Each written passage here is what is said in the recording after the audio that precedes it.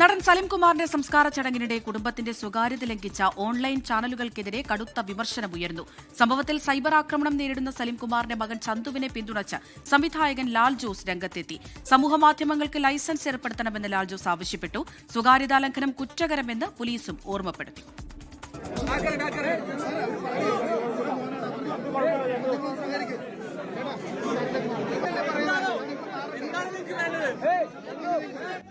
സലീം കുമാറിന്റെ മരണാനന്തര ചടങ്ങുകൾക്കിടെ തള്ളിക്കയറിയ ഓൺലൈൻ ചാനലുകളോട് മാറി നിൽക്കാൻ ആവശ്യപ്പെട്ട മകൻ ചന്തുവിനെ ചിലർ സോഷ്യൽ മീഡിയയിൽ രൂക്ഷമായി ആക്രമിക്കുകയാണ്. പിതാവ് മരിച്ച മകന്റെ സങ്കടം കാണാതെയുള്ള ആക്രമണത്തിനെതിരെ മറ്റൊരു വിഭാഗവും രംഗത്തെത്തിയിട്ടുണ്ട്. നേരത്തെയും പല താരങ്ങളുടെയും വിവാഹ മരണ ചടങ്ങുകൾക്കിടെയുള്ള ഓൺലൈൻ ചാനലുകളുടെ തള്ളിക്കയറ്റം ചർച്ചയായിരുന്നു.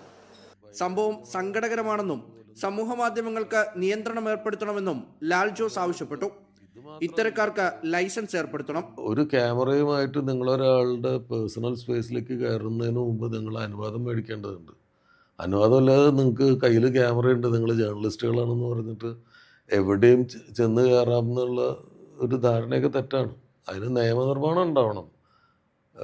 ഒന്നാമത് എനിക്ക് തോന്നുന്നു ലൈസൻസ് വേണം. സ്വകാര്യതാ ലംഘനം കുറ്റകരമാണെന്ന് കാട്ടി കേരള പോലീസ് രംഗത്തെത്തി. Wait a minute, he's absolutely smashed that, but hold on, there's a drone in the air. Oh my goodness, the ball has hit the drone. Both are coming down.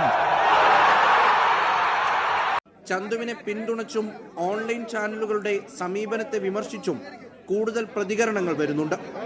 24 Dubai.